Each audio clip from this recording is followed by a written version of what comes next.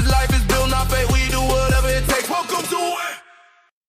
Hey everybody, welcome to the WHIP Podcast. I'm Brandon Jay, and if you have not tuned into us, just a couple ground rules before we get started. If you have kids in the car, go ahead and press pause and circle back to this. We do drop occasional F-bomb, just to be clear. Secondly, if you hear something that you like and just touches you, send it to a friend that you think may need to hear it. Like, post a review, and definitely subscribe. And with that, we're going to get started today. We're going to do a little bit of different format. We're going to do a Q&A, and I'm just going to do rapid fire questions and hopefully leave you guys with some nuggets that you can take and go implement. With that, let's get started. Okay, what does it take to recruit, develop high-performing sales reps? Well, first and foremost, man, I got a little bit of experience with this. Today we have a team of 32, and they're all multi-million-dollar producers. But it did not start that way. There was a lot of lessons that I had to go through over the years. And one of the big things early on, I'm wanting these super high-performing people, just these badasses on my sales team. But I really had to look at myself first and foremost. Am I the type of person that attracts, badass, high-functioning sales consultants? And at the time, I can't say that I was, but I really started focusing on becoming the leader that those high performers needed, that they were attracted to. So I had to get myself all the way dialed in. And, secondly, I didn't know exactly what I was looking for. It's like, and I'm in the roofing industry, and, it's a very low entry and it's very lucrative. So it can be like a double-edged sword with who we're attracting. So with that being said, I had to be very, very intentional about setting the characteristics, what are the characteristics I want to have, and being disciplined to hold that line on what I was looking for. When I first started, the first coach I started working with, he had me write down all the characteristics I was looking for in a teammate. And then the next thing he told me to do was go get rid of everything that was not that. So I did that, but it was not easy finding the high performing people. But as at the beginning, it was hire 5, fire 4, within the first couple of weeks. And it was just, we do a constant vetting process. But eventually, as we started getting more high performing people in the core of our team, it started becoming kind of like a magnet. But don't want to get too far off track there. When it comes to having a high functioning sales team and a high functioning sales consultant, attracting them and knowing what we're looking for is key. I can't say, I'm looking for a yellow box, and I got to have this yellow box. And then I see an orange circle and it's like, I bet I can make that a yellow box. I bet I could make that fit into that. It's just, it either is or it isn't a lot of times. And for me, my avatar, and I'm not saying there's people that don't do an amazing job that don't fit into this description, but my avatar was, somebody mid-20s to mid-30s that had been beat up by life a little bit, and been beat up in life and come to a place where they're just coachable and willing on another level. They know they don't have it all figured out. They know if they want anything worth having, they're gonna have to bust their ass to get there. And they're just willing to do whatever it takes. And they're looking for a vehicle that's gonna be loyal to them the way they're loyal to it. So it sounds simple, because it is. It's just not that easy. But knowing exactly what we're looking for is key, and not wavering from that. And I always say, people ask me, Brandon, what does it take to be successful at your company? And I always say, it's like, man, if somebody's coachable and willing, without a shadow of a doubt, they're going to be successful. But truly knowing what that coachability, what that means, and truly willing to do whatever it takes. But somebody, I had a mentor say this to me years ago, and it just stuck.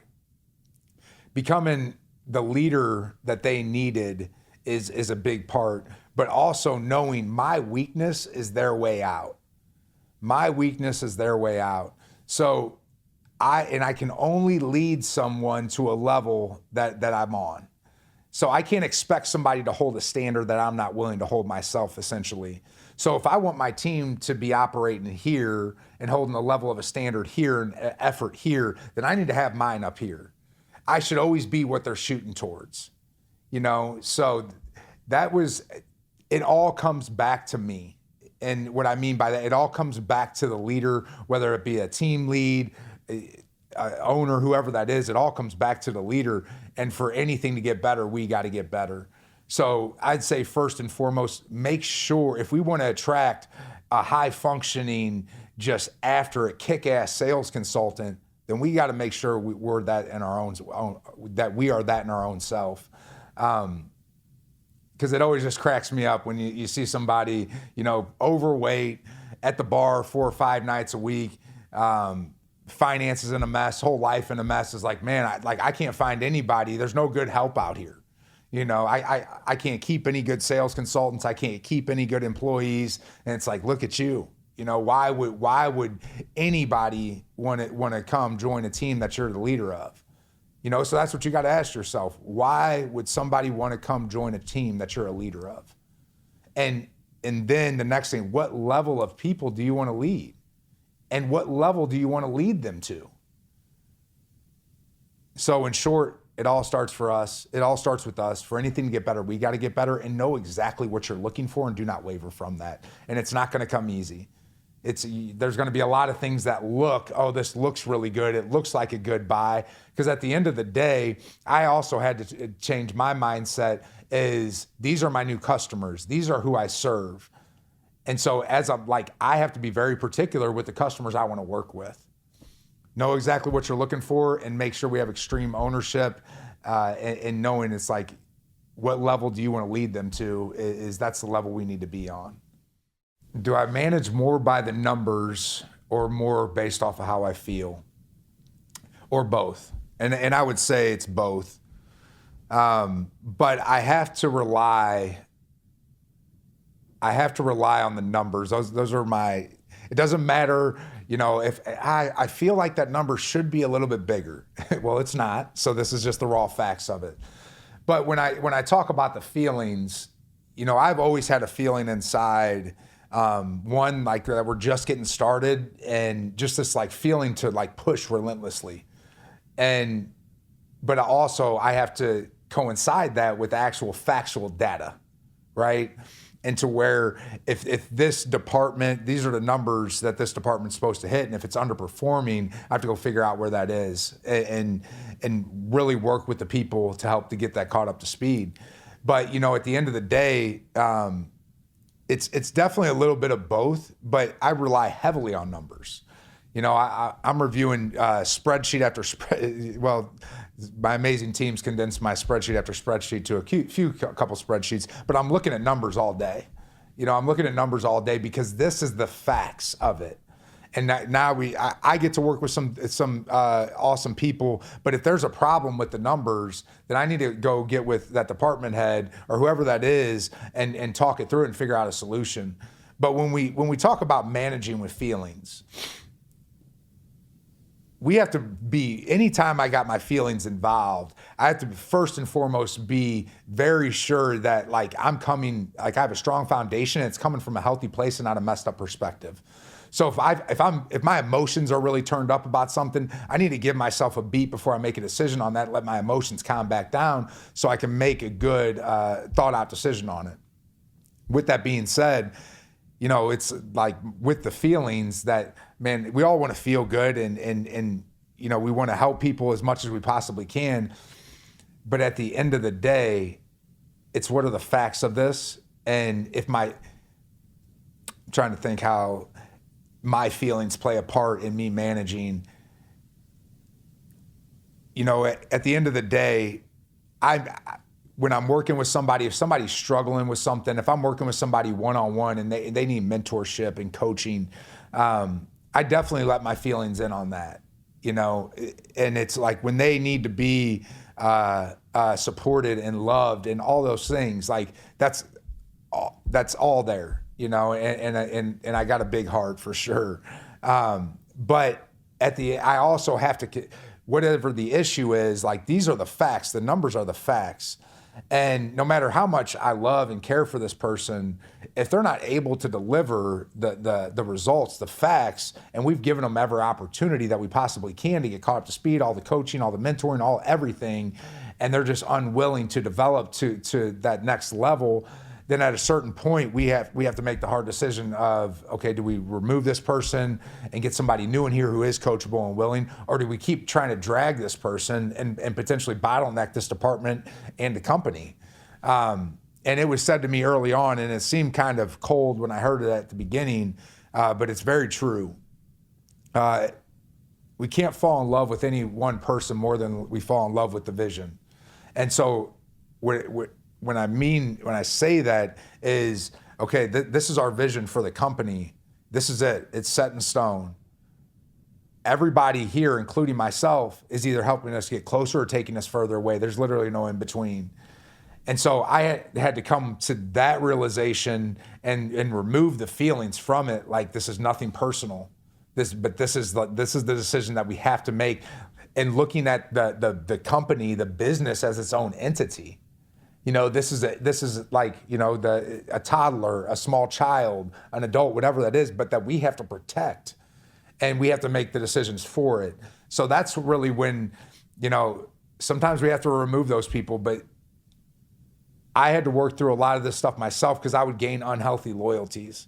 And this person said they're going to be better, and we want to see them for their best and all the things. And we had a good talk. I'm sure it's going to be better now. And then a week later, you're in the exact same position. You know, at what point is it like, okay, this person's taking from this business, it's slowing us down, it's bottlenecking us. A lot of people will actually slow down the growth of their business so they don't have to get rid of that person, or they don't want to make them uncomfortable, whatever the case may be. You see this happen time and time again, when really it's like, man, so many people pay the price for that. And so I had to get very intentional about relying on the numbers and the actual facts of the situation, whether it be the growth, the revenue, or whatever the problem is, relying on the facts and removing the feelings out when it comes to making those type of decisions. But I do rely on, you know, I have a feeling of I want to maximize this opportunity the best way I possibly can. That is a feeling that I fuel the fire every single day. But at the end of the day, when it comes down to making a decision, I do my absolute best to remove the feelings from it. All right, I want to talk about something, and it's 'tis the season. You know, we're sitting here, it's December 13th, end of the year, end of the fourth quarter, getting ready to be on the second half of this month. And, you know, I don't know what industry you're in, and I don't know if the industry really matters, but I know it's definitely a big thing when it comes to the roofing industry. That people will, you know, they'll grind for 6, 7, 8 months and then, you know, just go into coasting mode, you know, the remainder of the year. And that always just kind of baffled me and blew my mind, because it's like, for what? You know, and what I found, especially in our industry, this really low level of success happens very quickly, and people will just go into this of working 6, 7 months out of the year, hibernating the rest, and just learning to survive on a new level, and look up in 5 years in the exact same place in life. But it's like the people who don't stop, the people who are willing to really lean into the standard over feelings and attack every day, regardless of what time of the year it is, those are the people we just see dramatic results on and start winning on a level that they never thought possible. I know that's what I experienced myself. And so it's this time of year I say it's so vital, because it's the end of the year. You know, everybody's been grinding and been pushing. A lot of times those feelings will want to kick in. It's like, oh, you've earned it. Let's relax a little bit. Let's stop going to the gym. Let's stop waking up at this time. Let's stop putting in this work, you know, that we've been putting in that's got us to this point.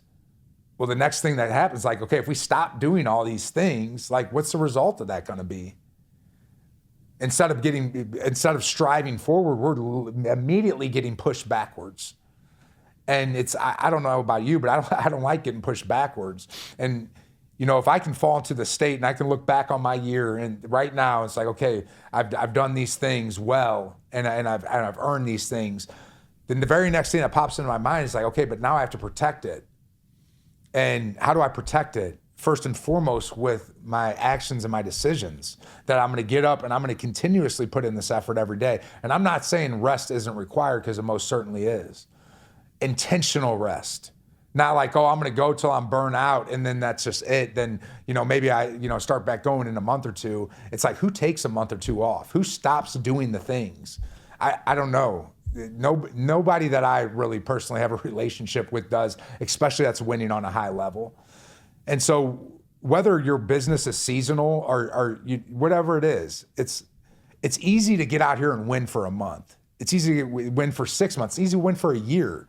It's a whole other thing to implement those standards that created the results of that winning as a new way of life, where day in, day out, I'm going to hold the line. I'm going to hold this standard every single day, regardless of how I feel, regardless if it's raining or snowing or where I'm at on this universe. I'm going to do my part every single day. When we can fall into that state, no matter of the results, I'm going to do my part every day. When we can fall in that state, that's when we stand to win on a level that we never knew was possible. So I just want to, as we're going to this time, this is the separation season. This is what separates us from our old self. Our old self is like, you don't need that. You don't need that extra. You don't need that other investment property. You don't need to, the kids really don't need to go to that school or whatever the case may be. But man, if you're anything like I am, I don't have a choice if I show up today.